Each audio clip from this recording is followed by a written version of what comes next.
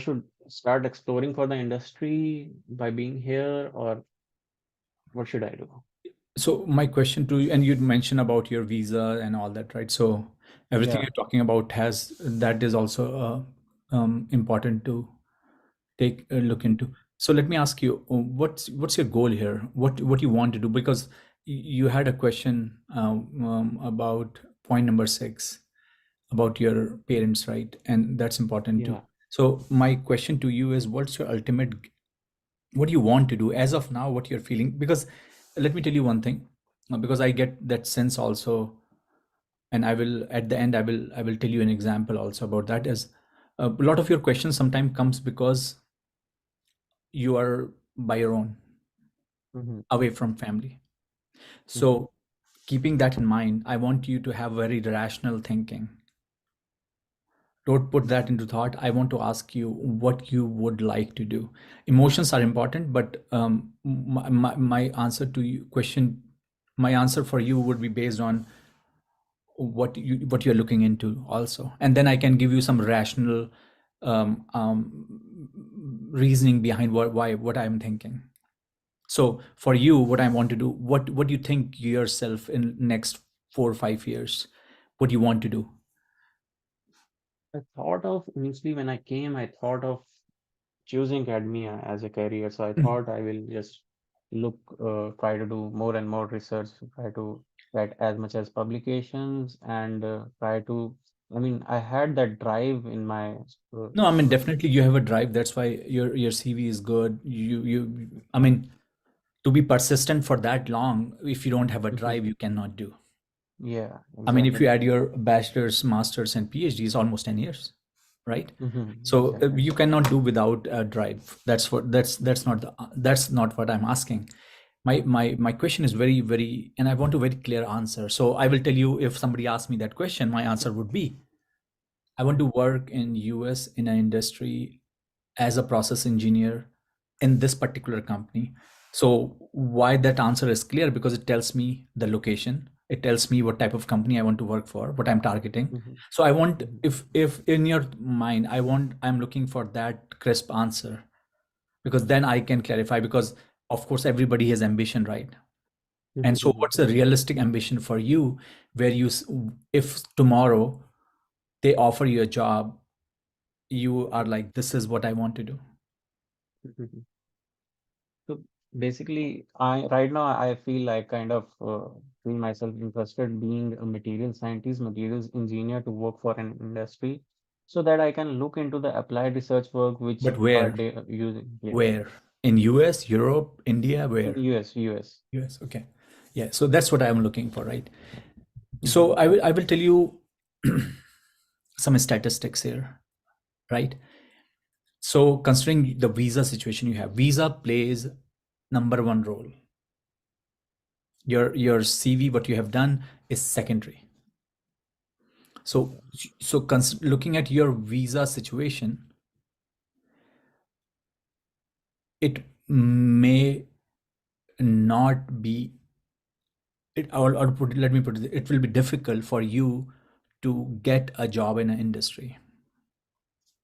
And the reason why I say so is because they have to sponsor your visa. And and i and and and and, and it becomes tricky for them to, because usually what happens, if there is a job in an industry, first of all, they should be open to sponsor a visa. Not every company does it. Like the company I work for, you have to be a US citizen. Okay. If you are not a US citizen, you cannot get a job. End of the story.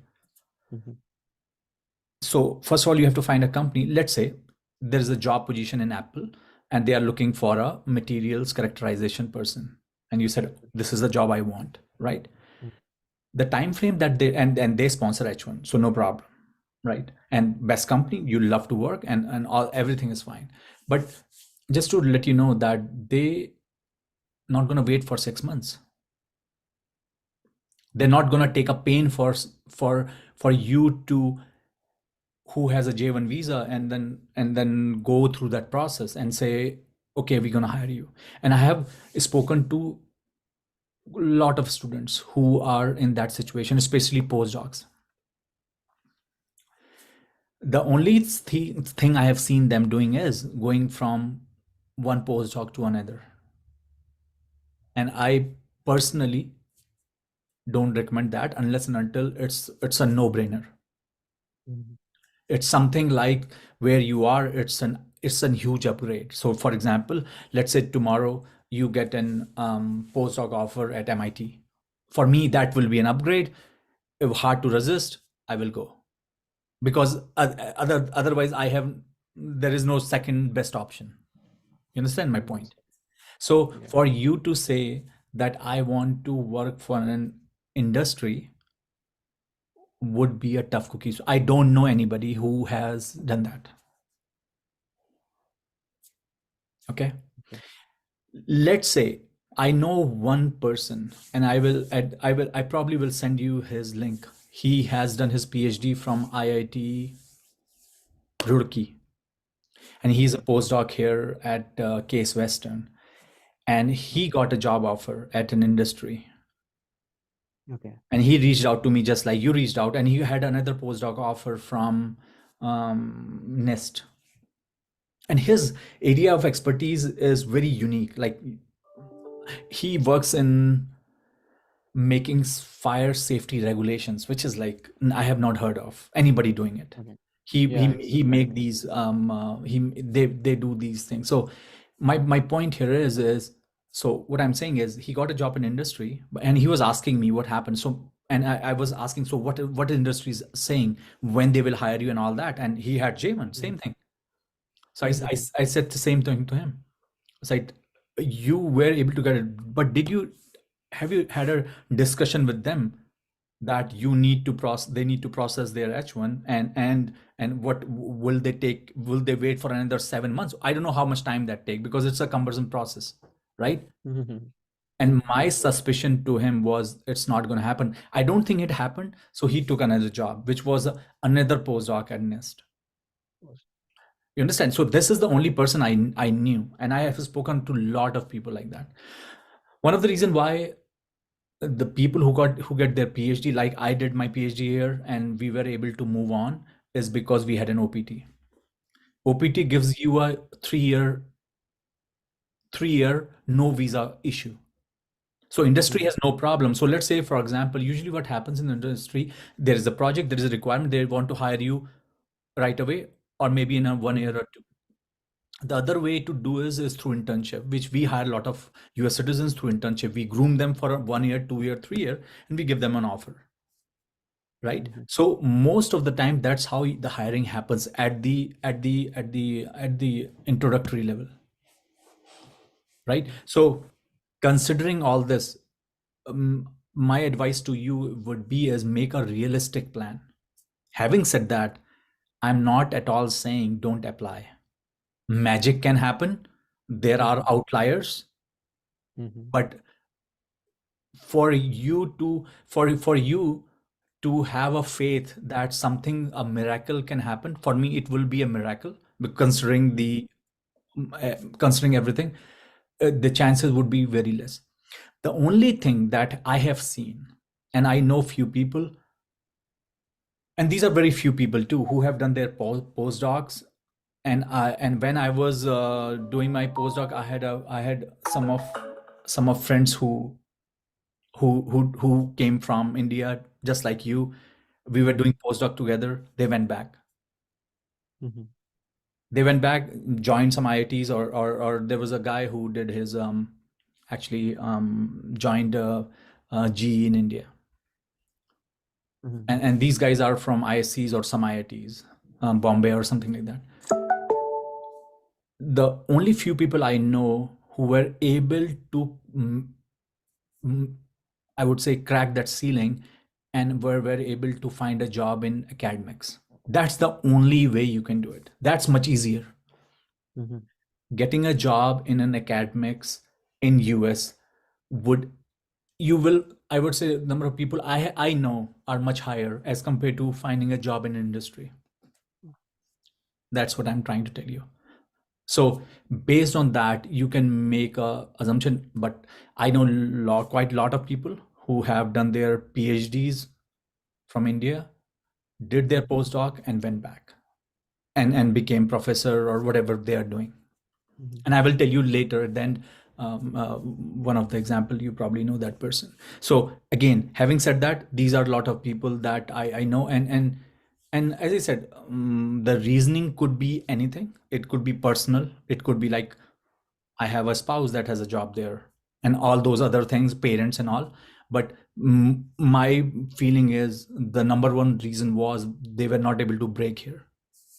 Mhm. Exactly. Yeah.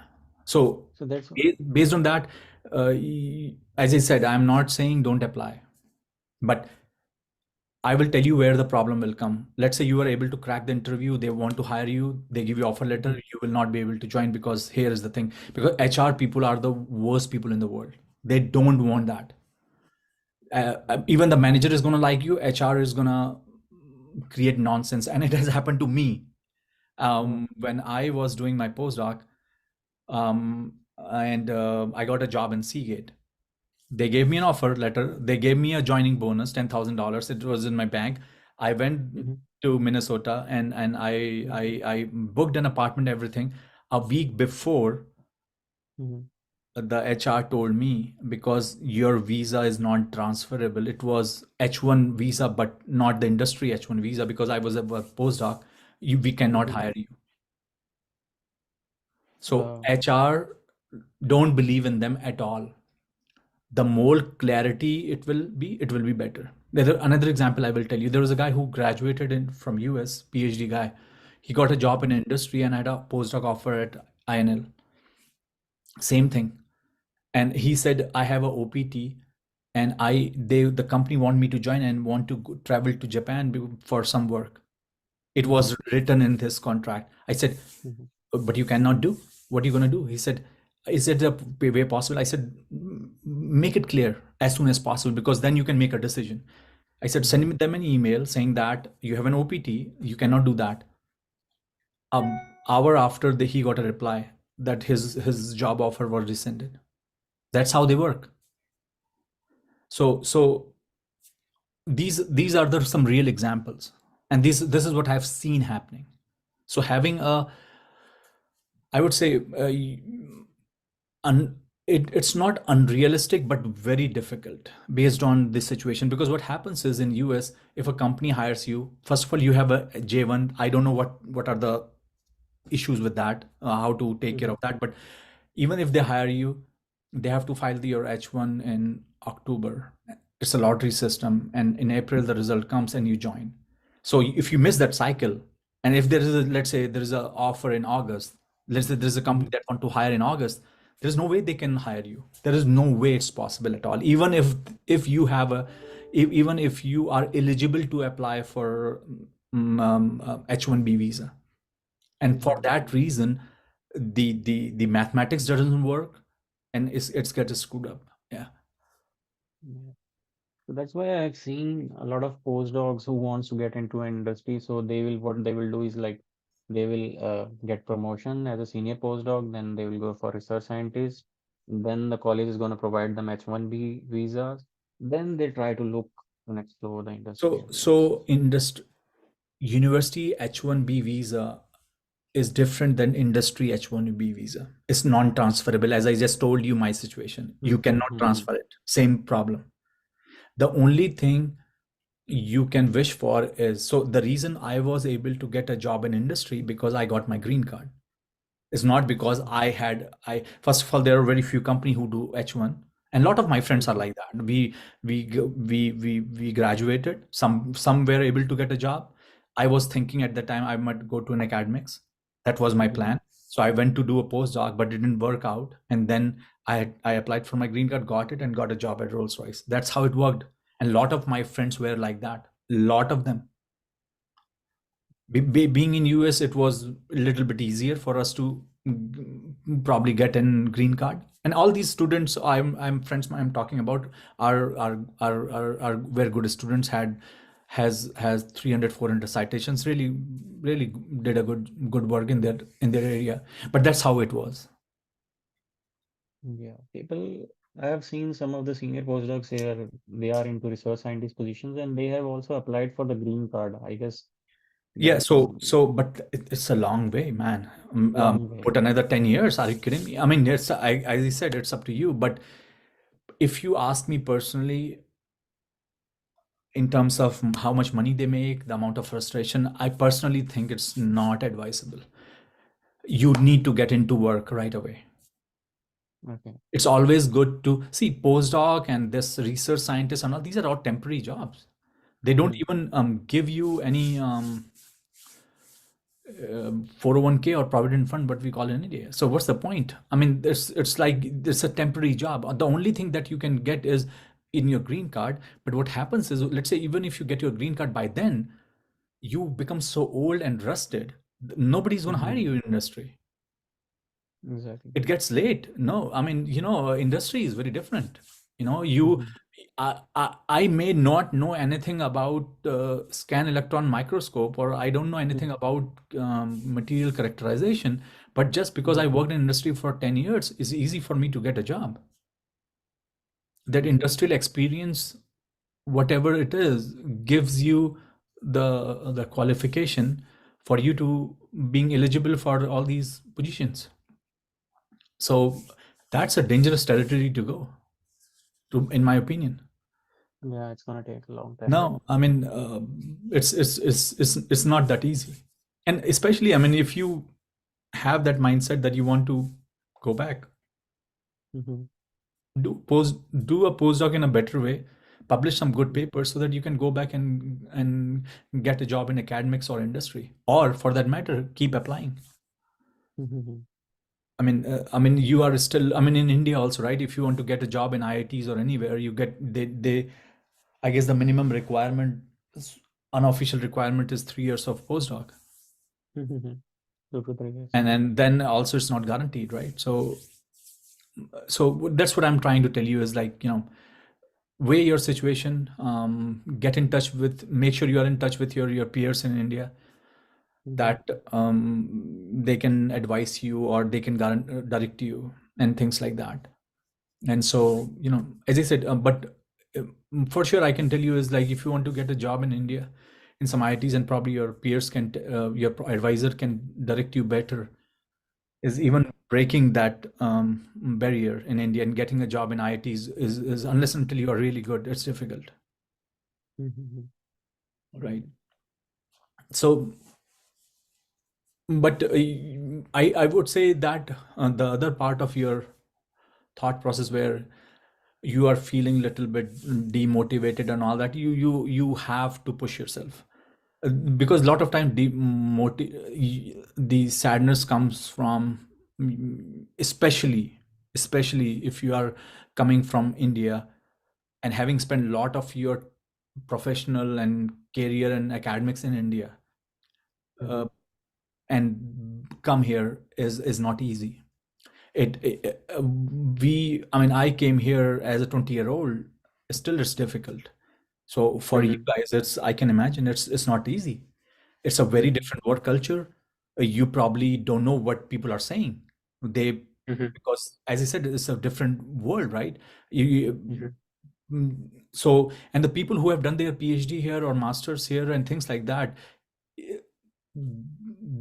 this is what they know. Like for me, this is my home in sense that that's where my friends are, not in back in home, Mm-hmm. right? So you have to understand that too. You may look like them, but your thought process is very different than them. And that's what I am trying to tell you is like, I know people who were doing postdocs with me when I was doing my postdoc, came from India, and after a year or two went back. And personally, they told me off camera that they what I felt is like it was difficult for them to coexist, and I can respect that. I know it's difficult, it's not easy, but as I'm saying, since you are here, you are at a good university, try to make best out of it, because this is the only chance you have. If you're gonna screw that up, that's gonna, you probably, the effects for that would be not that good.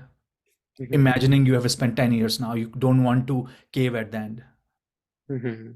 right? So try to Exactly. publish papers, and that's what I did. I mean, in my postdoc, I tried to publish as much papers I can, and But again, that's a, but for some other reason, if you're, I mean, you can always ask your parents to come, things like Mhm. that. You can just to motivate themselves. And to be honest with you, this will be your first winter. It becomes more brutal.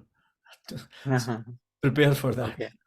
It becomes much Yeah. lonelier Yeah. I've because heard about it. anyway, you don't see people outside. Now it becomes much more difficult. Yeah, exactly. Yeah. It's a different scenario here.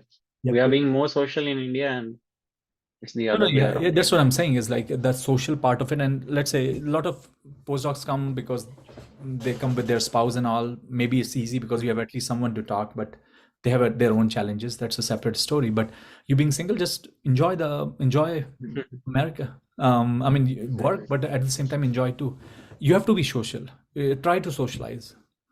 Yeah, You can't just say, exactly. oh, people are not talking to me, or I'm not enjoying this. I mean, you are in a different country. Just try to enjoy. Yeah, yeah, exactly. Yeah, if you have some friends from undergrad or masters or PhD or whatever, if somebody is making a plans, go out, enjoy social circle. If you like to play something, um, indoor, outdoor, whatever it is, try to Google it, find community and things like that. So I'm pretty sure you would be okay. Wow. I have one more question actually, talking about academia. So I have this question, like, since I have done my bachelor's in mechanical engineering and then I went to pursue master's and PhD in material science engineering, do you think it is going to be difficult for me to get into IITs or NITs? I mean, I have heard about it, like people, you need to have the same similar kind of bachelor's background as well as your doctorate degree. So Good I want to question. know whether it No, is, it's a yeah. good question. I will tell you my personal story, and I hope things have changed. So my undergrad is mining. Okay. My Amazing. my undergrad is mining from BHU, and then I did my master's in civil engineering. My PhD is in mechanical. I did postdoc in materials. So I have seen everything. Oh, Okay, much diverse than what you have. yeah. So here's the thing. I did it because I believed in something. For Mhm. me, Yeah. departments didn't matter too much. I was interested in solid mechanics, and I didn't care. I was Mhm. interested in rocks. I was interested in soil. I was interested in ceramics. You name it, I probably have used that material or I have worked in that material, probably have paper in that material. Because Mhm. of, I mean, when I did my PhD in mechanical, I have no idea what mechanical is. Remember, I'm coming from mining engineering background.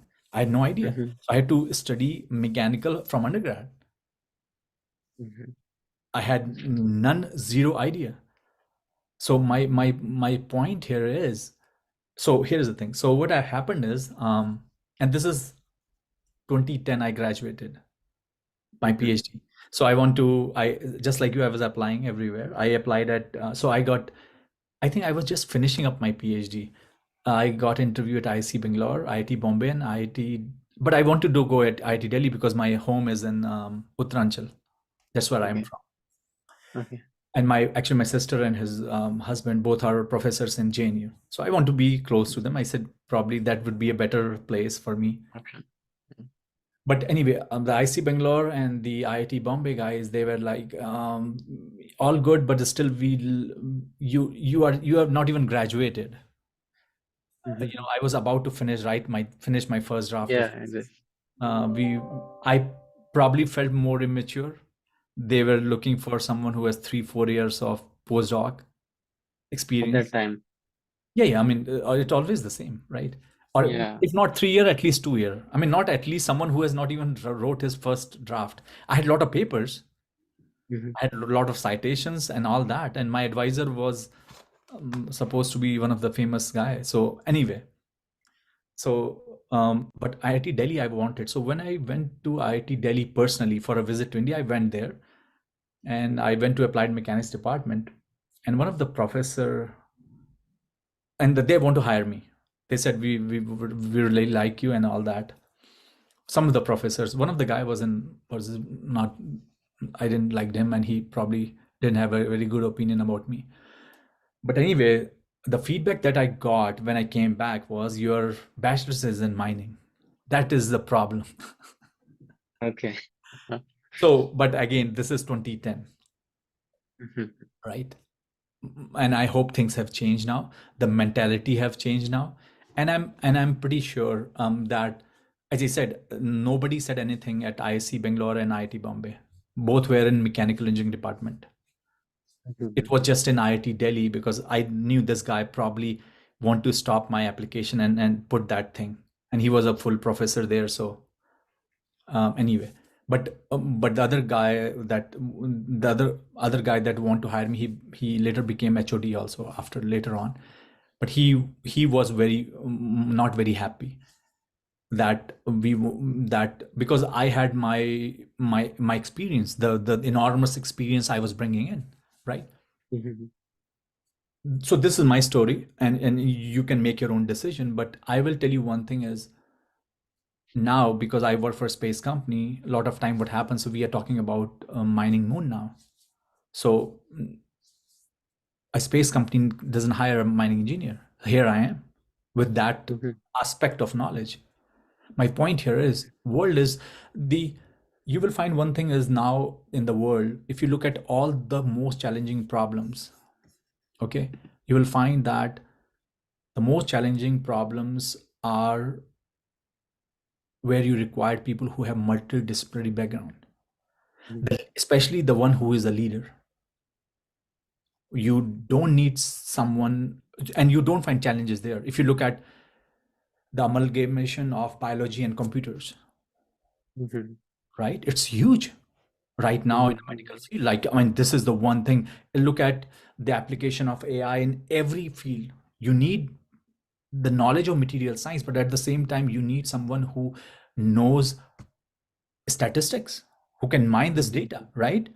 So my point Exactly. here is the whatever breadth you have, in my personal opinion, is your strength. Play with your strength rather than hiding it. Tell them how great you are, how great things you can do by having these different knowledges, rather than have a person who has just one degree, all three in the same from same area. Mhm, I think that's and whenever I go to for interview, this is what I do, and it's never have hurted me. Use mhm, it as your strength. Not everybody, you will find not everybody is like that, but my experience, and as I told you, my degrees are like that. mhm, Crazy. So it has never it has never done anything wrong. Yeah. mhm. Thank you. Anything else, Abhin? Thank you so much. Yeah, I guess I will just try to focus on the points which you have just mentioned. And as Yeah, I you mean, as said, I said, I will just it's a interesting time. You will be fine.